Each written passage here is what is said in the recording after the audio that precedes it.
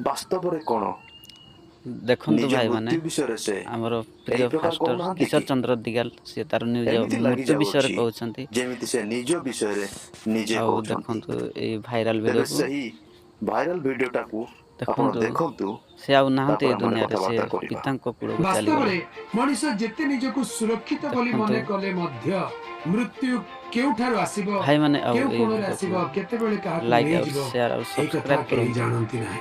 ଅଧିକରୁ ସେଥିପାଇଁ ଅଧିକ ପବିତ୍ର ସେୟାର ଶାସ୍ତ୍ର କରନ୍ତୁ। ବାଇବଲରେ ଲେଖାଯାଏ, ତୁମମାନଙ୍କର ଜୀବନ ଅବା ଦେଖନ୍ତୁ କଣ?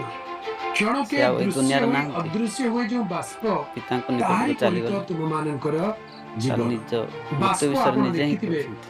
ରୋଷେଇ କଲା ବେଳେ ବାମ୍ଫ ଉଠେ, ବାଷ୍ପ ଉଠେ। ସେଇ ବାଷ୍ପ ଗୋଟେ କ୍ଷଣ ଆମମାନଙ୍କ ଦୃଷ୍ଟିଗୋଚର ହୁଏ, ଆଉ ଆମେନ୍। ପର କ୍ଷଣରେ ପବନରେ ମିଳେଇ ଯାଏ। ମନୁଷ୍ୟର ଜୀବନ ମଧ୍ୟ ସେଇ ପ୍ରକାର।